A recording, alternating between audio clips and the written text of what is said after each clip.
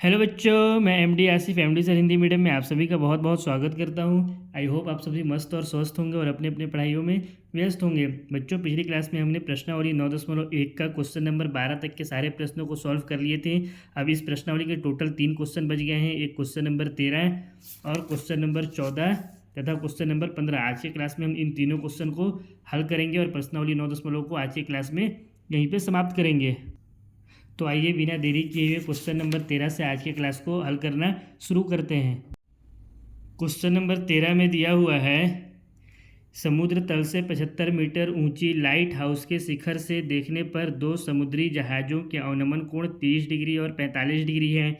यदि light house के एक ही ओर एक जहाज़ दूसरे जहाज़ के ठीक पीछे हो तो दो जहाज़ों के बीच की दूरी ज्ञात कीजिए।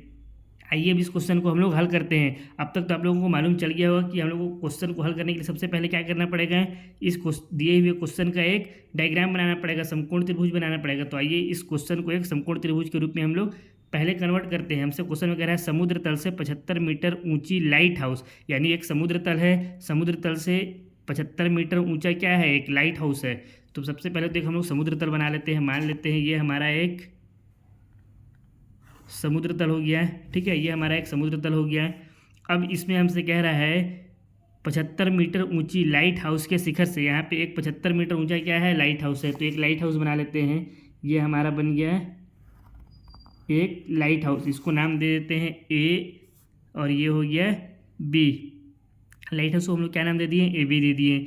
हमसे कह रहा है लाइट हाउस के शिखर से देखने पर, अब इसका शिखर पे कोई खड़ा है, यहाँ से कोई देख रहा है, दो समुद्री जहाज़ों के अवनमन कोण 30 डिग्री और 45 डिग्री है। अब ये जब यहाँ से देख रहा है तो दो समुद्री जहाज़ हैं, एक जहाज़ को जब देख रहा है तो वहाँ पे जो अवनमन कोण बन रहा है वो है 30 डिग्री का, और दूसरे जहाज़ को देख रहा है तो 45 डिग्री का है। अब हमको ये ध्यान देना है कि वो जहाज़ किधर है, एक इधर है या इधर है, या दोनों इस तरफ है या दोनों इस तरफ है, हमको तो ये पता करना पड़ेगा पहले। तो इसके आगे क्वेश्चन में दिया हुआ है, यदि लाइट हाउस के एक ही ओर एक जहाज़ दूसरे जहाज़ के ठीक पीछे हो। अब यहाँ से हमको ये समझ में आइए कि ये जो लाइट हाउस है इससे एक ही तरफ दो जहाज़ है, या तो इस साइड होंगे या फिर इस साइड होंगे। मान लेते हैं हम लोग इस साइड है, तो एक जहाज़ मान लेते हैं यहाँ पर है बिंदु, और इसको बोल देते हैं सी। ये एक जहाज़ हो गया यहाँ पे बिंदु सी में। और हमसे क्या करें, दूसरा जहाज़ ठीक इसी के पीछे है। दूसरा जहाज़ कहाँ है, ठीक इसके पीछे है, इसके पीछे मतलब यहाँ पे है, इसको मान लेते हैं बिंदु डी। तो जब कोई यहाँ से यहाँ देखेगा तो 30 डिग्री का कोण कहाँ पे बनेगा, दूर देखने पर कि पास देखने पर। जाहिर सी बात है, आदमी जितना दूर देखेगा है ना उतना कम डिग्री का कोण बनता है। तो ये हमारा क्या हो जाएगा, यहाँ पे जब अवनमन कोण यहाँ से देखेगा कोई खड़ा होकर के, तो अवनमन कोण हमारा कहाँ पे बनेगा, मान लेते हैं यहाँ पर कोई खड़ा है और जब यहाँ से कोई नीचे दिखेगा बंदा तो अवनमन कोण वहीं पे बनेगा, ऊपर में ही। तो ये जो कोण बनेगा ये कितना हो जाएगा हमारा, ये वाला कोण हो जाएगा 30 डिग्री। और उसके बाद जब ए से सी में देखेगा तो ये पूरा कोण हमारा कितना हो जाएगा, ये पूरा कोण हो जाएगा 45 डिग्री का। क्योंकि हम किसी भी चीज़ को जितना करीब देखते हैं कोण उतना कम बनता है, जितना दूर देखते हैं कोण उतना मतलब जितना दूर देखते हैं कोण उतना ही क्या होता है, कम होता है। तो ये हो गया हमारा 30 डिग्री और ये हो गया 45 डिग्री। अब इसके बाद इस क्वेश्चन को इसके आगे हम लोग हल करें उससे पहले जो जो यहाँ पे हम लोग रचना की हैं उसके बारे में साइड में यहाँ पे लिख भी लेते हैं। यहाँ पे हमारा रचना हो गया, समुद्र तल से 75 मीटर ऊंची एक लाइट हाउस ए बी है। समुद्र तल से 75 मीटर ऊंचे एक लाइट हाउस क्या है, ए बी है। इसकी ऊंचाई टोटल कितनी हो गई, 75 मीटर हो गया। अब हमको प्रश्न में दिया हुआ था कि लाइट हाउस के शिखर ए से देखने पर दो समुद्री जहाज के अवनमन कोण 30 डिग्री और 45 डिग्री है, ठीक है। एक 30 डिग्री हो गया हमारा अवनमन कोण और दूसरा हो गया 45 डिग्री। अवनमन कोण क्या होता है, ऊपर से नीचे देखने पर बना कोण। अब हम लोग यहाँ पे क्या माने हैं कि दो जहाज कहाँ पे स्थित है, एक बिंदु सी पर स्थित है और दूसरा बिंदु डी पर स्थित है। अब बच्चे यहाँ पे ध्यान दीजिए, इसको नाम दे देते हैं ई, ठीक है। पहले तो इसको नाम दे देते हैं ई, क्योंकि ये इसी के सापेक्ष में तो ये अवनमन कोण बन रहा है यहाँ पे नीचे में। यहाँ पे अगर हम लोग ध्यान दें तो जो हमारा ए ई है और बी सी है ये दोनों एक दूसरे के समांतर हैं। ये दोनों क्या है, बिल्कुल एक दूसरे के समांतर हैं। तो यहाँ पे चूंकि हमारा ए ई क्या है, समांतर है बी सी के, इसलिए क्या हो जाएगा, यहाँ पे ये जो कोण बन रहा है ये ई ए डी, ये वाला कोण किसके बराबर हो जाएगा, ए डी बी के बराबर हो जाएगा। पहले तो देखिए कौन कौन सा कोण मैं बोल रहा हूँ, ई ए डी, ये किसके बराबर हो जाएगा, कोण ए डी बी के बराबर हो जाएगा। ये वाला जो कोण बन रहा है यहाँ पे, ये कोण, ये 30 डिग्री का, ये किसके बराबर हो जाएगा, ए डी बी के, यानी यहाँ पे जो कोण बनेगा उस कोण के बराबर हो जाएगा। क्यों बराबर होगा, इसके बराबर, क्योंकि यहाँ पे क्या हो जाएगा, एकांतर अंतः कोण, एकांतर अंतः कोण। पिछले कक्षा में आप लोग इसको पढ़ चुके हैं, एकांतर अंतः कोण क्या होता है। तो यहाँ पे क्या हो जाएगा, एकांतर अंतः कोण से ये दोनों कोण एक दूसरे के बराबर हो जाएंगे। या इसको एकांतर अंतः कोण नहीं समझ में आ रहा तो इसको हम लोग क्या बोलते थे, इसका ट्रिक क्या था, जेड कोण का, कि जब कभी भी कोई आकृति बने जेड के प्रकार का, जैसे यहाँ पे भी देखें तो ये क्या बन रहा है, जेड बन रहा है, तो इसमें दोनों तरफ जो कोण रहता है वो क्या रहता है, एक दूसरे के बराबर, इसलिए ये दोनों क्या हो जाएंगे, एक दूसरे के बराबर हो जाएंगे। अब जो हमारा ई ए डी है, ये कोण कितना दिया हुआ है, 30 डिग्री, तो इसके जगह पे रख देंगे 30 डिग्री, तो ये बराबर किसके आ जाएगा, ए डी बी, मतलब ए डी बी जो हमारा आ गया वो कितना आ गया, 30 डिग्री आ गया, क्योंकि हमको ई ए डी दिया हुआ है यहाँ पे 30 डिग्री। तो इसको मान लेते हैं समीकरण नंबर 1। अब इसी तरह से यदि हम लोग इस कोण का बात करें, ई ए सी, ये वाला कोण का बात करें, तो इसमें यहाँ पे जो कोण बन रहा है, ये कोण ए सी बी, इस कोण के क्या हो जाएगा, बिल्कुल बराबर हो जाएगा, कारण वही हो जाएगा एकांतर अंतः कोण, या फिर इसको हम लोग जेड कोण बोलेंगे। तो फिर इसके लिए अगेन लिखते हैं, अगेन इसी तरह, चूंकि ए ई समांतर है बी सी के, इसलिए क्या हो जाएगा, कोण ई ए सी बराबर हो जाएगा कोण ए सी बी के, कारण में लिख देंगे एकांतर अंतः कोण, या फिर इसको और क्या बोलते हैं, जेड कोण।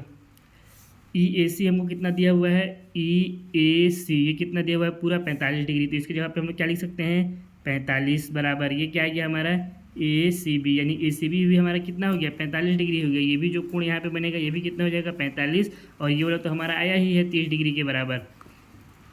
ठीक है, इतना आप लोगों को समझ में आ गया। इसको मान लेते हैं समीकरण नंबर 2। अब हमको इसमें क्वेश्चन में क्या याद करना है, क्वेश्चन में हमको दिया हुआ है, अगर इसको अच्छे से पढ़ें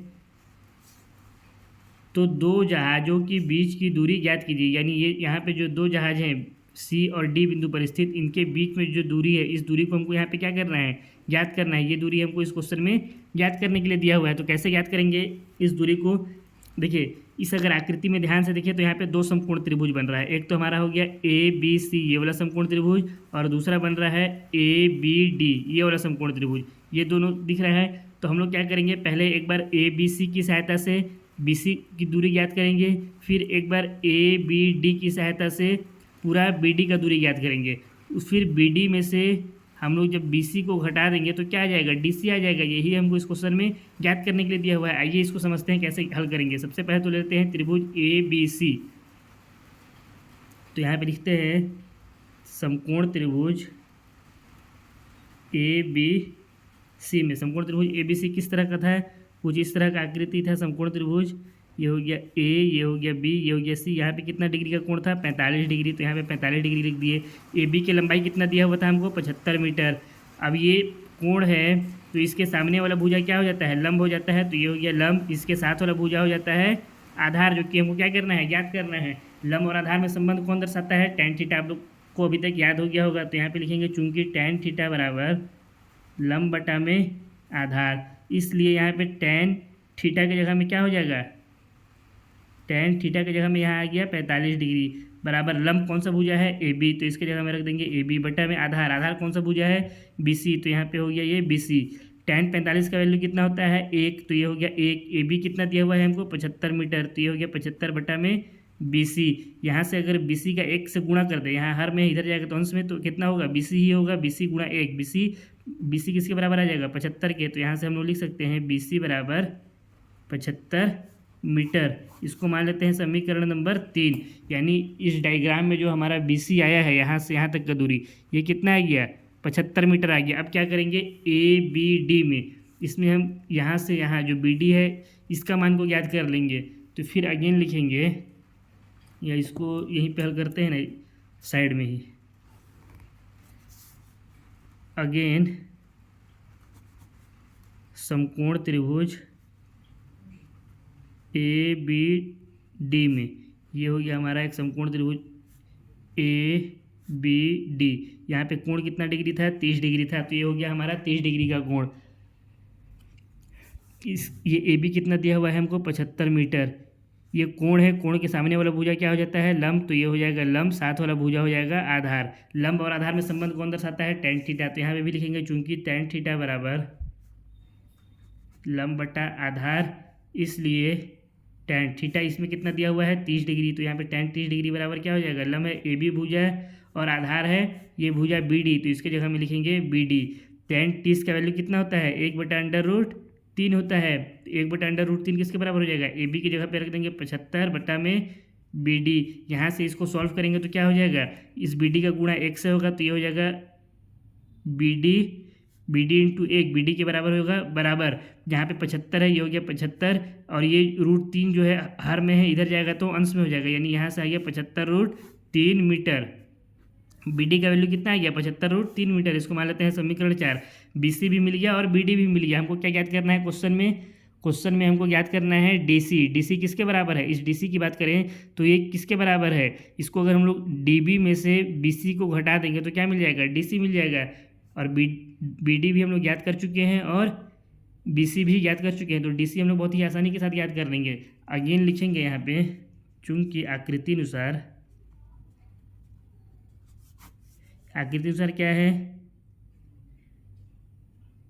बी डी बराबर है B C plus C D के, और बी हमको ज्ञात क्या करना है, सी डी ज्ञात करना है। तो हम लोग या इसको क्या लिख सकते हैं, या फिर सी डी बराबर हो जाएगा B D minus B C. C D बराबर यहाँ से क्या लिख सकते हैं, बी डी का वैल्यू कितना है समीकरण नंबर 4 से 75√3, तो ये हो गया 75√3, माइनस बी सी का वैल्यू समीकरण 3 से कितना है 75, तो इसकी जगह में रख दिए 75। तो यहाँ से सी डी बराबर हमारा क्या आ जाएगा, इसको अगर हल करेंगे तो यहाँ भी 75 है, यहाँ भी 75 को ले लेते हैं कॉमन, ब्रैकेट में क्या बच गया, यहाँ बच गया √3, माइनस है तो माइनस, यहाँ पे क्या बच जाएगा, 1 बच जाएगा। तो ये हमारा हो गया सी डी का वैल्यू कितना आ गया 75, ब्रैकेट में √3 - 1 मीटर। यही हो गया इस क्वेश्चन का आंसर। हमको यही तो इस क्वेश्चन में ज्ञात करना था, सी डी ही, जो कि हम लोग क्या किए, ज्ञात कर चुके हैं। या आप लोग चाहें तो एक काम इसमें और कर सकते हैं, ऐड कर सकते हैं, यहाँ पे ज्ञात करना है, ठीक है। ये मैं यहाँ पे नहीं लिखा था क्वेश्चन में, यहाँ पे आपको लिखना है ज्ञात करना है, ठीक है। तो इसको साइड में यहाँ पे लिख लेता हूँ, ज्ञात करना है, ताकि पूरा अच्छे से समझ में आए। दो जहाज़ों के बीच की दूरी, दो जहाज़ों के बीच की दूरी, दो जहाज़ों के बीच की दूरी क्या था यहाँ पे, सी और डी था, अर्थात सी डी बराबर क्वेश्चन मार्क। अब आप लोगों को समझ में आ गया सी डी हमारा कितना आ गया, सी डी आ गया 75, ब्रैकेट में √3 - 1 मीटर। इसी के साथ क्वेश्चन नंबर 13 समाप्त होता है। क्वेश्चन नंबर 14 को हल करते हैं। क्वेश्चन नंबर 14 आपके बुक में डायग्राम के साथ में दिया हुआ है। आइए क्वेश्चन के साथ साथ में डायग्राम को भी समझते हैं। क्वेश्चन में क्या दिया हुआ है, 1.2 मीटर लंबी एक लड़की, यहाँ पे एक लड़की है जिसका हाइट कितना है 1.2 मीटर है, भूमि से 82.2 मीटर की ऊंचाई पर एक क्षैतिज रेखा में हवा में उड़ रहे गुब्बारे को देखती है। ये जो लड़की है 1.2 मीटर की, ये भूमि से क्षैतिज दिशा में 88.2 मीटर ऊंचाई पर एक गुब्बारे को उड़ते हुए देख रही है। यानी ये लड़की यहाँ पे खड़ी है, एक यहाँ पे ये गुब्बारा उड़ रहा है। ये ज़मीन से, ये हो गया भूमि पूरा ना, ये ज़मीन है, ठीक है, ये ज़मीन है, ये लड़की का हाइट है। तो ये लड़की इस ज़मीन से, यानी यहाँ से यहाँ तक की जो दूरी है, ऊंचाई टोटल वो कितना है 82.2, मतलब 82.2 मीटर की ऊंचाई में एक उड़ रहे गुब्बारे को देखती है। अब उसके बाद किसी भी क्षण लड़की की आंख से गुब्बारे का उन्नयन कोण 60 डिग्री है। अब इस स्थिति में जब ये लड़की यहाँ से देख रही है इस गुब्बारे को, ये गुब्बारे का हाइट कितना है टोटल अभी 88.2 मीटर है। जब यहाँ से लड़की इस गुब्बारे को देख रही है तो ये जो उन्नयन कोण बन रहा है वो कितना बन रहा है 60 डिग्री। अब बहुत से बच्चों के मन में ये डाउट होगा कि सर हम लोग उन्नयन कोण यहाँ से क्यों बनाए, इस ज़मीन से क्यों नहीं बनाए। तो देखो बच्चे, मैं आप लोगों को क्या बताया, उन्नयन कोण क्या होता है, जब हम किसी वस्तु को या किसी चीज़ को नीचे से ऊपर की तरफ देखते हैं। अब इस लड़की का हाइट 1.2 मीटर है, तो ये लड़की अपने आँख से तो गुब्बारे को देखेगी, तो उन्नयन कोण कहाँ से बनेगा, यहाँ से बनेगा। यहाँ से पैर से तो देखेगी नहीं कि ज़मीन से बनाएंगे। अगर लड़की यहाँ इसमें लेटी रहती और ज़मीन से एकदम दिखती, तब फिर इसका उन्नयन कोण हम लोग यहाँ नीचे बनाते हैं। लेकिन लड़की यहाँ पर खड़ी है, तो कोण कहाँ पे बनेगा, इसके आँख से देखने पर यहीं से तो कोण बनेगा। इसलिए ये जो कोण हम लोग बनाए हैं 60 डिग्री का, ये कहाँ पे बनाया है, ये इसके आँख से बनाए हैं, ना कि इसके पाँव से या ज़मीन से नहीं बनेगा। ठीक है, अब यहाँ पे समझ में आ गया ये कोण कितना है, उन्नयन कोण 60 डिग्री है। अब कुछ समय बाद उन्नयन कोण घटकर 30 डिग्री हो जाता है। कुछ समय के बाद जो उन्नयन कोण ये 60 डिग्री था, ये कितना हो जाता है घट करके, जब गुब्बारा यहाँ था तो 60 डिग्री था, फिर गुब्बारा कुछ समय के बाद उड़ता उड़ता यहाँ से यहाँ या कुछ दूरी तय कर लिया तो गुब्बारे का जो कोण हो गया वो कितना हो गया, 30 डिग्री हो गया। क्योंकि कोई भी वस्तु को हम जितनी पास से देखते हैं वहाँ पे कोण उतना ज़्यादा बनता है, और जब वो वस्तु एकदम दूर चली जाती है तो कोण भी क्या होता है, धीरे धीरे कम हो जाता है। इसलिए जब गुब्बारा नज़दीक था तो यहाँ पे कोण बन रहा था 60 डिग्री, जब दूर चला गया तो उन्नयन कोण कितना हो गया, 30 डिग्री हो गया। इस अंतराल के दौरान तय की गई दूरी ज्ञात कीजिए। जब इस समय में, मतलब इस अंतराल यानी समय के बीच में जो तय किए गए दूरी है ना, उस दूरी को हमको यहाँ पे ज्ञात करना है। तो ये जब गुब्बारा यहाँ पे था, इस स्थिति से यहाँ से जब यहाँ चला गया उड़ करके, तो इसके बीच का हमको यहाँ पे डिस्टेंस ज्ञात करना है कि यहाँ से यहाँ के बीच का टोटल डिस्टेंस कितना है। इसके लिए तो सबसे पहले हम लोग इसका नामकरण कर देते हैं। मान लेते हैं ये लड़की का जो है हाइट वो ए बी है, मतलब 1.2 मीटर ये लड़की है इसका हाइट, इसको लड़की को हम लोग ले लिए ए बी। अब ये जो गुब्बारा है, इस गुब्बारे को इसके आँख से यहाँ पे जो बन रहा है इसको मान लेते हैं सी पॉइंट है, और ये हो गया हमारा डी पॉइंट, यहाँ पे गुब्बारा है। उन्नयन कोण तो हम लोग यहाँ से लिए हैं, ज़मीन से तो लिए नहीं है, इसलिए इसको मान लेते हैं सी पॉइंट। ठीक है, इसको नहीं मान करके इसको माने। क्यों माने इसको, क्योंकि हमारा जो उन्नयन कोण बन रहा है वो कहाँ पे बन रहा है, इस रेखा के सापेक्ष में बन रहा है। भूमि के सापेक्ष थोड़ी बनेगा रेखा, आँख जहाँ पे है उसके सिधाई में जो रेखा रहेगा उसके सापेक्ष में बनेगा। तो ये हो गया सी पॉइंट और ये हो गया डी पॉइंट। इसी तरह से जब ये गुब्बारा उड़ करके यहाँ पे आ गया तो यहाँ पे मान लेते हैं ये हो गया ई पॉइंट, और ये वाला हो गया एफ पॉइंट। ये क्या हो गया, एफ पॉइंट, और ये हो गया ई पॉइंट। ये इसको बाहर लिख देता हूँ ना, वरना आप लोग बाद में कन्फ्यूज होइएगा। ये हो गया ई, और ये वाला हो गया पॉइंट एफ, ये हो गया एफ पॉइंट। अब हमको क्या ज्ञात करना है, ये दूरी ज्ञात करना है। तो देखिए ये पूरा दूरी कितना है, 82.2 मीटर है ये पूरा दूरी, और ये दूरी कितना है, 1.2 मीटर। तो अगर हम लोग इस दूरी की बात करें सी से लेकर के डी तक, तो ये दूरी कितना हो जाएगा, ये टोटल दूरी कितना हो जाएगा। जब हम इतना में से इतना को घटा देंगे तो हमको क्या मिल जाएगा, ये मिल जाएगा। इसका मतलब ये क्या हो गया हमारा, 82.2 में से जब हम लोग 1.2 को घटाएंगे तो कितना आ जाएगा, ये आ जाएगा 87.0 मीटर। यानी ये जो सी डी का हाइट है, बिंदु सी से लेकर के बिंदु डी तक की ऊंचाई वो कितना है, टोटल 87 मीटर है। अब हमको यहाँ पे क्या ज्ञात करना है, सी ई ज्ञात करना है। कैसे ज्ञात करेंगे, सबसे पहले तो हम लोग यहाँ पे जो जो रचना किए हैं उसके बारे में साइड में लिख लेते हैं, ताकि एग्जाम में हमारा एक भी नंबर ना कटे। उसके बाद क्वेश्चन को आगे हल करेंगे। यहाँ पे हमको दिया हुआ था क्वेश्चन में लड़की की ऊंचाई कितना था, जिसको हम लोग ये भी माने हैं 1.2 मीटर। भूमि से गुब्बारे का ऊंचाई हमको टोटल ऊंचाई कितना दिया हुआ था, 82.2 मीटर। इसलिए लड़की की आँख से गुब्बारे का ऊंचाई कितना हो गया, 82.2 में से 1.0 को घटाएंगे तो आ गया हमारा 87 मीटर। अब हमको इसमें क्या ज्ञात करना है, हमसे यहाँ पे ज्ञात करना है डी से एफ की दूरी, यानी जब गुब्बारा यहाँ था और यहाँ चला गया तो इनके बीच में जो दूरी है उस दूरी को ज्ञात करना था। तो उसी चीज़ को देखिए, इसके बीच का जो दूरी है इसको ज्ञात अगर हम करने के लिए अगर इसको हम लोग ध्यान से देखें तो ये क्या बन रहा है, एक समांतर चतुर्भुज बन रहा है। इसमें ये भुजा और ये भुजा दोनों बराबर है, ये भुजा और ये भुजा भी दोनों एक दूसरे के बराबर है। ये बराबर होगी क्योंकि समांतर चतुर्भुज में क्या होता है, सम्मुख भुजा बराबर होती है। इसलिए हम लोग डी एफ ना ज्ञात करके अगर सी एफ सी ई भी ज्ञात करेंगे तो वो भी क्या हो जाएगा, डी एफ के भी बराबर होगा। इसलिए मैं आप लोग को यहाँ पे बोला था सी ई ज्ञात करना है हमको। सी ई ज्ञात करिए या डी एफ ज्ञात करिए, बात बराबर है, क्योंकि ये क्या है, समांतर चतुर्भुज एक बन रहा है। समांतर चतुर्भुज में आमने सामने की भुजा बराबर होती है। तो यहाँ पे इसको हम लोग यह लिख सकते हैं, या चूंकि सी डी एफ ई क्या है, एक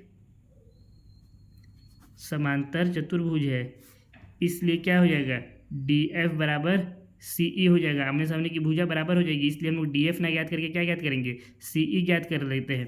सी ई ज्ञात करना यहाँ पे क्या है, आसान है, क्योंकि डी एफ ये तो हवा में है, इसलिए इसको हम लोग सी ई ज्ञात कर लेते हैं। कैसे ज्ञात करेंगे सी ई, अब आइए इसको समझते हैं। इसके लिए सबसे पहले इस वाले आकृति को अगर ध्यान से देखें तो इस आकृति में दो समकोण त्रिभुज बन रहा है। एक तो बन रहा है डी सी ए, ये वाला एक समकोण त्रिभुज बन रहा है, और दूसरा क्या बन रहा है, एफ ई ए, ये वाला समकोण त्रिभुज बन रहा है। तो इस वाले समकोण त्रिभुज की अगर हम लोग बात करें तो इसके लिए लिखते हैं समकोण त्रिभुज कौन सा है हमारा, यहाँ पे समकोण त्रिभुज डी सी ए में यहाँ पे क्या हो जाएगा, समकोण त्रिभुज डी सी ए कैसा है, इस तरह का बना हुआ है।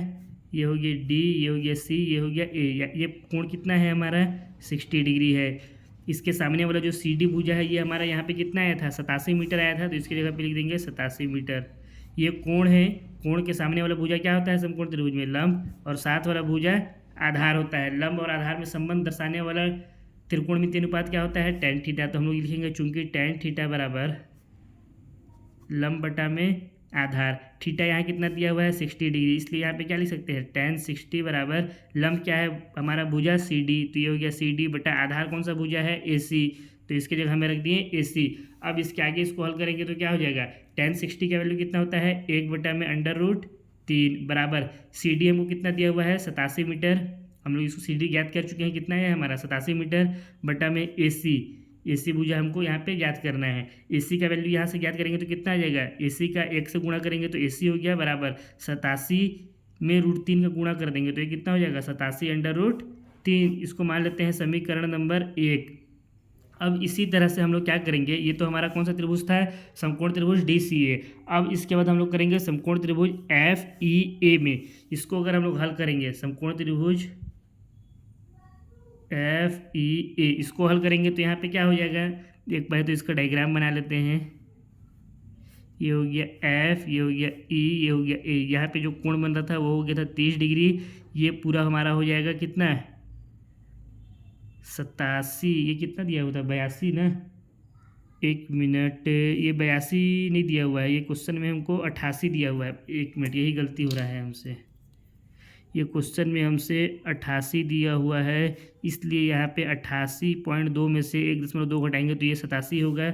यहाँ पे भी ये हो जाएगा 88 और ये भी हो जाएगा 88.2 में से 1.2 घटाएंगे तब तो 87 आएगा। आप लोग बता भी नहीं रहे थे, ठीक है। छोटी छोटी चीज़ों को बिल्कुल ध्यान से देखना है ताकि नंबर बिल्कुल भी ना कटे। अब इसमें अगर हम लोग देखें तो ये हमारा कितना था, ये हैगा 87 मीटर। क्यों ये 87 मीटर हुआ, क्योंकि यहाँ से यहाँ पूरा 88.2 था, तो यहाँ से यहाँ कितना हो जाएगा 88.2 में से लड़की का हाइट को घटा दिए तो कितना आया था 87 मीटर आया था। अब ये कोण है, इसके सामने वाला भुजा हो जाएगा लंब और इसके साथ वाला भुजा क्या हो जाएगा आधार हो जाएगा ए ई, ठीक है। हम लोग यहाँ पे क्या करेंगे ए ई को ही याद करेंगे। क्यों याद कर रहे हैं आगे समझ में आएगा। ये हो गया लंब, ये हो गया आधार, ये हो गया कोण, इन तीनों में संबंध दर्शाने वाला क्या हो जाएगा फिर से त्रिकोणमितीय अनुपात tan थीटा। तो यहाँ पे फिर लिखेंगे चूंकि tan थीटा बराबर लंब बटा में आधार, थीटा कितना दिया हुआ है 30 डिग्री, तो यहाँ पे हो जाएगा tan, कुछ तो गड़बड़ हुआ है यहाँ पे, 1 मिनट बता रहा हूँ क्या गड़बड़ हुआ है। लंब कितना दिया हुआ है हम लोग का ई एफ, तो ये हो गया ई एफ बटा आधार क्या है ए ई, तो इसकी जगह में हो गया ए ई। tan 30 का वैल्यू कितना होता है, tan 30 डिग्री का वैल्यू होता है √3, ना कि 1/√3 होता है, ना कि tan 60 का वैल्यू होता है 1/√3। यहाँ पे हम लोग से यही बहुत बड़ा मिस्टेक हो गया है। tan 30 की जगह पे हम लोग क्या लिखेंगे 1/√3 बराबर ई एफ, हमको यहाँ पे है 87, तो ये हो गया 87 बटा में ये हमारा हो गया भुजा ए ई। यहाँ से ए ई बराबर कितना आ जाएगा, ए ई का 1 से गुणा हुआ तो हो गया ए ई बराबर 87, ये हो गया और ये हो गया √3। ये हो गया हमारा समीकरण नंबर 2, ना कि ये हमारा गलत हो गया, ये ए सी हमारा नहीं होगा क्योंकि tan 60 का वैल्यू कितना होता है tan 60 बराबर होता है √3 के। यहाँ से अगर हम लोग ए सी ज्ञात करेंगे तो क्या हो जाएगा ए सी का √3 से गुणा होगा तो ये होगा ए सी √3 बराबर 87। यहाँ से ए सी बराबर क्या आ जाएगा, ए सी बराबर आ जाएगा 87 बटा में √3। ए सी का वैल्यू यहाँ से कितना आ गया 87 बटा में √3। या फिर इसको अगर हम लोग आगे और हल करें तो ये क्या हो जाएगा, ये रूट नीचे में है, मतलब यहाँ पे एक अपरिमेय संख्या है, इसको यहाँ से हटाना होगा तो हम लोग क्या करेंगे हर का परिमेयकरण। तो यहाँ से ए सी बराबर क्या आ जाएगा 87 बटा में √3 इंटू √3 बटा में √3। कैसे हुआ ये, इसका कारण भी लिख देंगे, परिमेयकरण किए हैं यहाँ पे, ठीक है। तो ए सी बराबर यहाँ से कितना आ जाएगा 87 का √3 से गुणा होगा तो ये हो गया 87/√3, √3 का √3 से गुणा होगा तो कितना हो जाएगा 3 आ जाएगा, ये हो गया 3। ये 87 है, 7 से 14 1 15, यानी ये क्या हो जाएगा 87, 3 से कट जाएगा तो ए सी बराबर हम लोग क्या लिख सकते हैं, ए सी बराबर हो जाएगा, इसको काटेंगे 3 दूना 6, 2 बचा 3 9 27, 29/3 आया।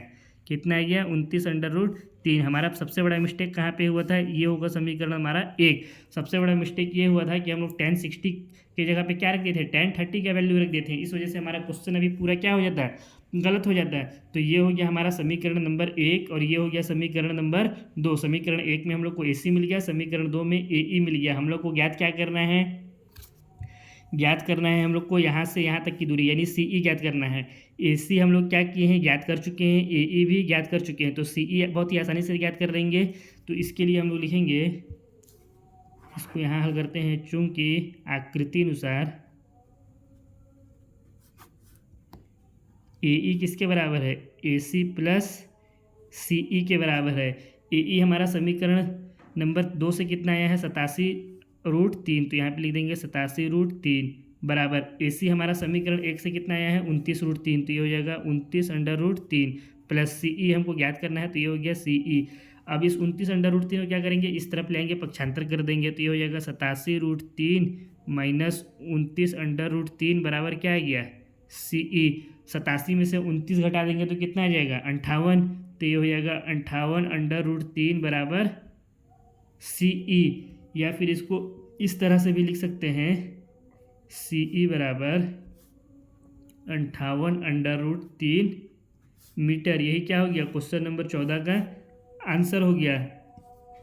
अर्थात जब बलून इस बिंदु पर था, बिंदु C के स्थिति में उड़ रहा था, यानी यहाँ पे जब बैलून उड़ रहा था, फिर यहाँ से जब यहाँ गया, बिंदु D में पहुँच गया, सॉरी बिंदु E में पहुँच गया, तो इनके बीच का दूरी टोटल कितना हो गया, यहाँ से यहाँ तक के बीच का दूरी हो गया 58√3 मीटर।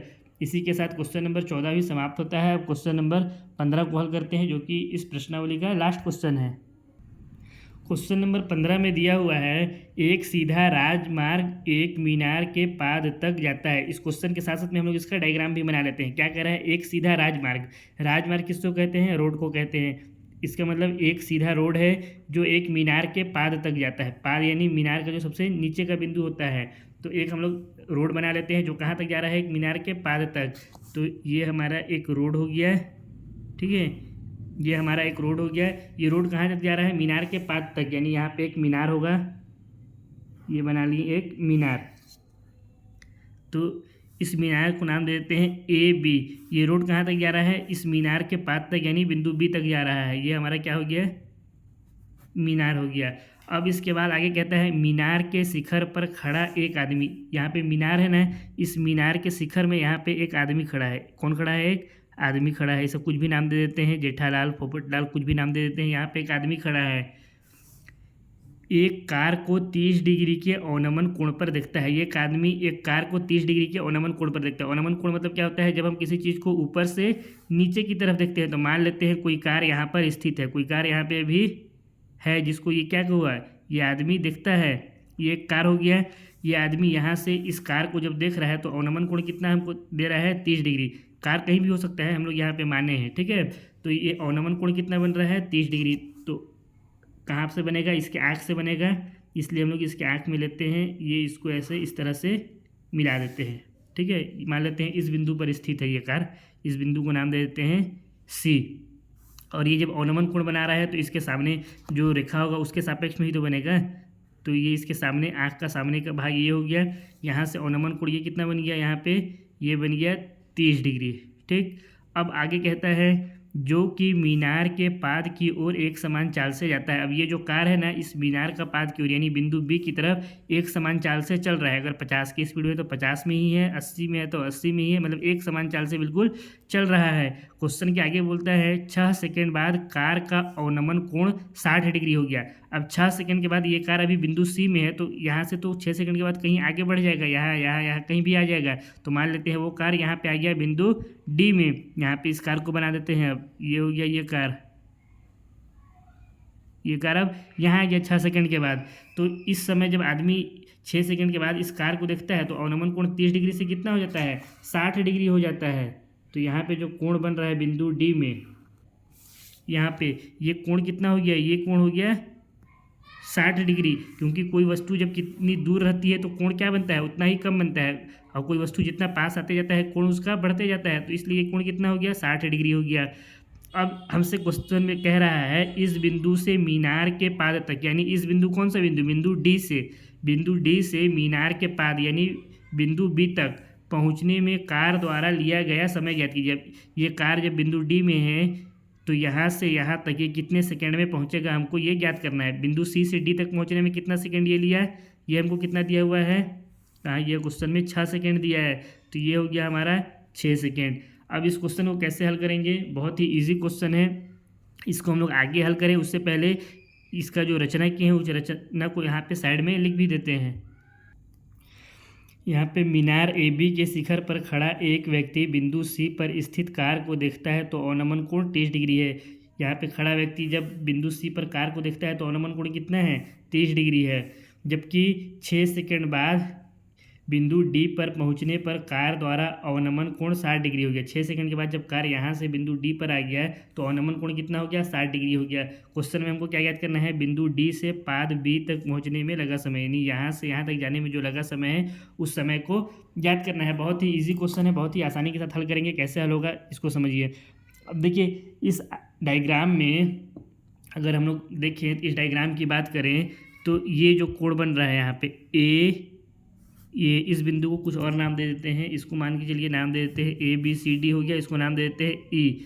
तो ये जो कोण बन रहा है हमारा ई ए ये वाला, और ये सी ई ए सी ये कोण, और ये जो कोण है यहाँ पे कौन सा है, ए सी और ये बी, ये दोनों आपस में क्या होंगे, एक दूसरे के बराबर होंगे। क्यों होंगे, क्योंकि यहाँ पे एकांतर अंतः कोण बनेगा, या इसको इस तरह से भी समझ सकते हैं, यहाँ पे क्या बन रहा है, अगर इसको देखें तो z बन रहा है, z में दोनों तरफ के कोण क्या होते हैं, एक दूसरे के बराबर होते हैं। ट्रिक भी आप लोग इस्तेमाल कर सकते हैं अगर आप लोग को कॉन्सेप्ट समझ में ना आए।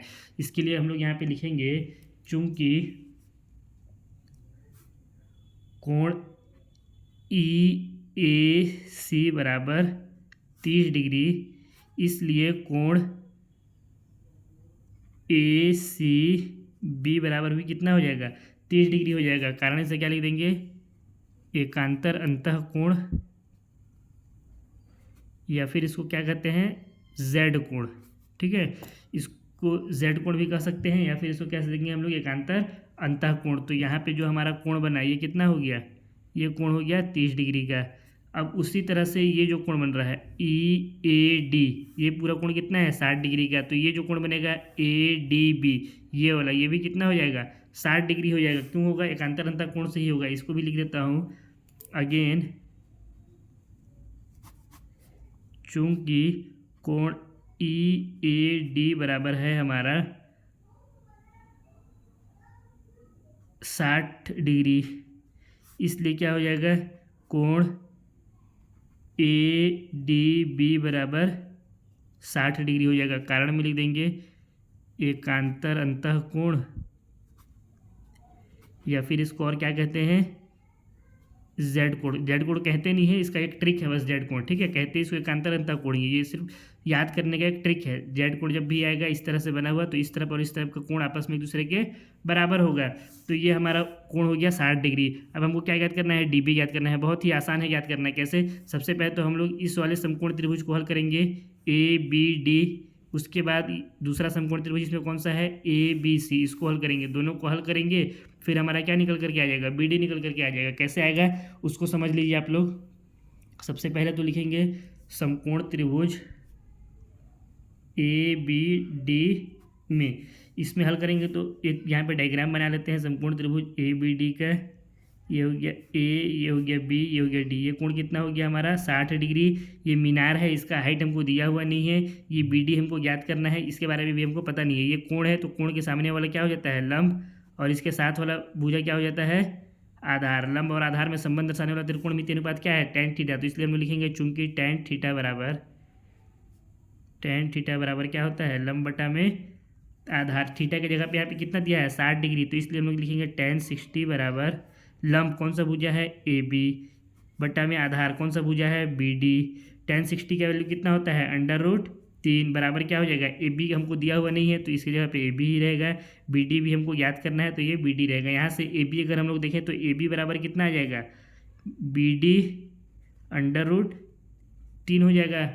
क्यों हुआ, इस बी डी का √3 से गुणा करेंगे तो बी डी √3 हो गया। यहाँ पे ए बी है, इस ए बी को हम लोग इधर लिख दिए। ठीक है, ये हो गया समीकरण नंबर हमारा 1। अब इसी तरह से क्या करेंगे, इसी तरह से जो हमारा समकोण त्रिभुज दूसरा वाला कौन सा है, ABC, इसको हल करेंगे तो इसके लिए लिखेंगे समकोण त्रिभुज ABC में, ये हमारा हो गया समकोण त्रिभुज ABC, ये कोण कितना है 30 डिग्री। तो इसमें क्या हो जाएगा, सामने वाला भुजा ये हो गया लंब, ये वाला भुजा हो गया आधार। अब इसको भी हल करेंगे तो यहाँ से क्या आ जाएगा निकल करके, इसको ऊपर कर देता हूँ। चूंकि tan थीटा किसके बराबर होता है, बराबर होता है लंब बटा में आधार के। थीटा की जगह पे यहाँ कितना रखेंगे tan 30, तो ये हो जाएगा tan 30 डिग्री बराबर लंब क्या है AB, आधार क्या है BC, तो ये हो गया BC। tan 30 का वैल्यू कितना होता है 1/√3 बराबर ये हो गया AB, और यहाँ से आ गया ये BC। यहाँ से इस BC का 1 से गुणा करेंगे तो कितना हो जाएगा BC बराबर AB का √3 से, या इसके नीचे में √3 को एज इट इज छोड़ देते हैं, बराबर ये क्या हो गया AB हो गया। यानी AB बराबर यहाँ से कितना आ गया, यहाँ से AB बराबर आ गया BC बटा √3 के। यहाँ पे AB क्या आया था BD इंटू √3 के। यहाँ पे AB का 2 वैल्यू आ गया, इसको मान लेते हैं समीकरण नंबर 2। अब क्या कर सकते हैं हम लोग समीकरण 1 और 2 से BD√3 बराबर BC बटा में √3 कर सकते हैं। तो इसके लिए फिर से यहाँ पे साइड में लकीर खींच के यहाँ पे लिखता हूँ समीकरण 1 एंड 2 से क्या हो जाएगा BD√3 किसके बराबर हो जाएगा BC बटा में √3 के। और जो हमारा ये BC है, ये BC किसके बराबर है, अगर आकृति में हम लोग देखें तो ये BC कहाँ से कहाँ तक है B, और ये C यहाँ से यहाँ तक, ये किसके बराबर हो जाएगा, ये बराबर हो जाएगा BD प्लस CD के। ये पूरा BC किसके बराबर है BD प्लस CD के बराबर है। तो हम लोग BC की जगह पे क्या लिख सकते हैं, या इसको मैं यहाँ पे समझा भी देता हूँ। चूँकि हमारा BC किसके बराबर है BD प्लस DC के बराबर है, और यहाँ से BC के वैल्यू क्या लिख सकते हैं BD तो हमको ज्ञात करना है, तो इसके जगह पे BD ही होगा, प्लस जो DC है वो हमको कितना दिया हुआ है 6 सेकेंड। जब कार यहाँ था, इसको डायग्राम से फिर से समझिए, जब कार यहाँ था C में और यहाँ जब बिंदु D में पहुँचा तो कितने सेकंड में पहुँचा 6 सेकंड में। तो इनके बीच कितना हो गया, इसके जगह पे हम लोग क्या लिख सकते हैं 6 लिख सकते हैं, 6 सेकेंड। तो BC बराबर हम लोग क्या लिख सकते हैं BD प्लस 6 लिख सकते हैं, यहाँ पे जो हमारा BC है, ठीक है। तो यहाँ से हम लोग क्या लिखेंगे BD बराबर √3, ये हो गया BD√3 बराबर BC की जगह पे क्या लिखेंगे BD प्लस 6, तो ये हो जाएगा BD प्लस 6 बटा में क्या आ गया यहाँ से √3 आ गया। अब इसको सॉल्व करेंगे तो क्या हो जाएगा, इस √3 का इधर गुणा हो जाएगा, यानी ये हर में है तो इधर आके अंश में हो जाएगा। तो ये क्या हो जाएगा BD√3 गुणा √3 बराबर यहाँ पे कितना हो जाएगा BD प्लस 6। यहाँ से ये कितना हो जाएगा, ये हो गया BD√3 का √3 से गुणा होगा तो ये कितना हो जाएगा 3 बराबर ये हो गया BD प्लस 6। इसको हम लोग और क्या लिख सकते हैं BD इंटू 3 है तो इसको लिख सकते हैं 3BD। ये BD इधर प्लस में है, इधर आएगा तो किस में हो जाएगा माइनस में, तो इसको लिखेंगे माइनस का BD बराबर 6। 3BD में से BD को घटाएंगे तो कितना आ जाएगा 2BD बराबर कितना हो गया 6। यहाँ से इसको अगर BD बराबर क्या लिख सकते हैं, ये 6 है, ये 2 इधर गुणा में था इधर आया तो भाग में हो गया, 2 से 6 को काट देंगे कितना आ जाएगा 3। यानी जो BD हमारा आया BD बराबर कितना आ गया 3 सेकेंड आ गया।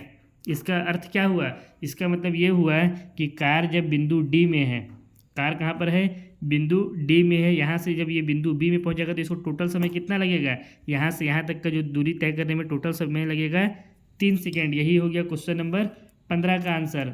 यहाँ पे नीचे में इसके जगह पे लिख देते हैं, ये हो गया क्वेश्चन नंबर 15 का आंसर। आई होप आप लोगों को समझ में आया होगा। पहले क्या किया हम लोग, समकोण त्रिभुज ABD को लिए, इसमें AB का वैल्यू निकालें, फिर समकोण त्रिभुज ABC को लिए, इसमें भी AB का वैल्यू निकालें, दोनों को एक दूसरे के बराबर कर दिए। BC हमारा किसके बराबर था BD प्लस DC के, तो और DC कितना दिया था हमको 6 सेकेंड, तो इसकी जगह पे 6 सेकेंड रख दिए, और ये हो गया BD। फिर हम लोग यहाँ पे BC की जगह पे रख दिए BD प्लस 6। यहाँ से इसको सॉल्व किए तो हमारे पास BD का वैल्यू कितना आ गया 3 सेकेंड के बराबर आ गया। इसी के साथ प्रश्नावली 9.1 भी समाप्त होता है। आज के क्लास में सिर्फ इतना ही। अगर आप लोगों को वीडियो पसंद आया है तो वीडियो को लाइक करें, कमेंट करें, चैनल में नए हैं तो चैनल को सब्सक्राइब करें, साथ ही इस वीडियो को अपने दोस्तों के साथ भी शेयर करें, जिससे मुझे भी मोटिवेशन मिलता रहे और मैं इसी तरह से रोज़ रोज़ नए नए वीडियो बना करके लाता रहूं, क्योंकि आप सभी जितना सपोर्ट करेंगे, जितना लाइक करेंगे, जितना सब्सक्राइब करेंगे और वीडियो को शेयर करेंगे, उतना ही मुझे मोटिवेशन मिलता रहेगा और मैं उतना ही ज़्यादा ही वीडियो बनाता रहूँगा आप लोगों के लिए। तो बहुत जल्द अब हम लोग नेक्स्ट क्लास में मिलते हैं, तब तक के लिए आप सभी मस्त रहिए, स्वस्थ रहिए और अपने अपने पढ़ाइयों में व्यस्त रहिए।